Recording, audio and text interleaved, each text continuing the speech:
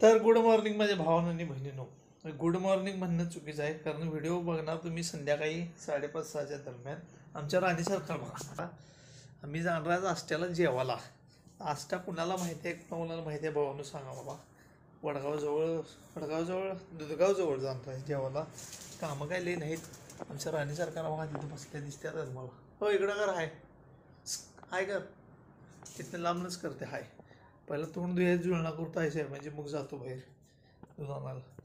ठेवू आहे ते तुला ब्रशला कोलगेट लावून देऊ काय? लावतेस? लाव की लावायला तुम्ही येते की असं जरा बारीकमध्ये जुळणा करून दिली की नाही आईसाहेब मग बसतात आपलं दादा घासत. टावेल द्यायला पाहिजे, टावेल राहायचं. दूध किती एक माप आणू काय? पाणी घालू. बिस्किट कुठला आणू? मारीचा परवाच एक पुढा शिल्लक काय असून दे काय ते दूध घेऊन येते एक मापा. उठल्या असं कामाला लागले की भावानं डोक्याचं भोगा होतं बा. सकाळचं तोंड द्यायच्या आधी दूध आणायला चालले बघा. काय करायचं सांगा आता. असं संसार मागं लागला की नाही असे कामं करावं लागतात. हा मेरी जान. विषय काय माहिती काय, काल नाश्त्याला काय केलं का मम्मी? का नाश्त्याला काय केलं काल? नाश्त्याला केली काल मॅगी. आईसाहेबांना उपीट करतो म्हणताना, भात गरम करतो म्हणताना नको म्हटले. आईसाहेबांना पाहिजे होतं दूध आणि बिस्किट.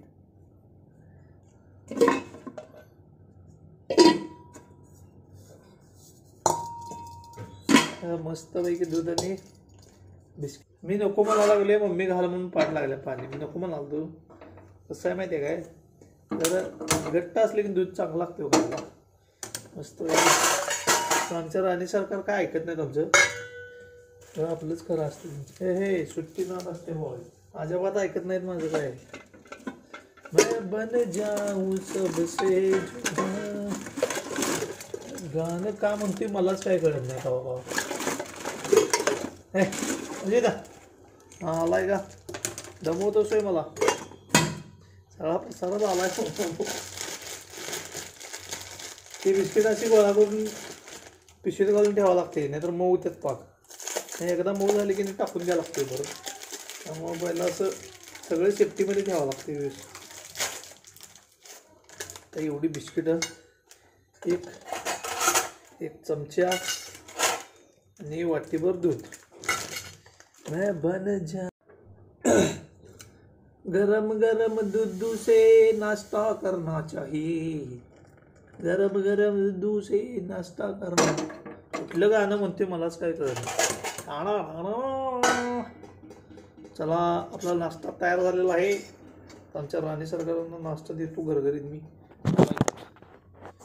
हाय दिसत नाही राव. चल मम्मी तू झाले तोंडून.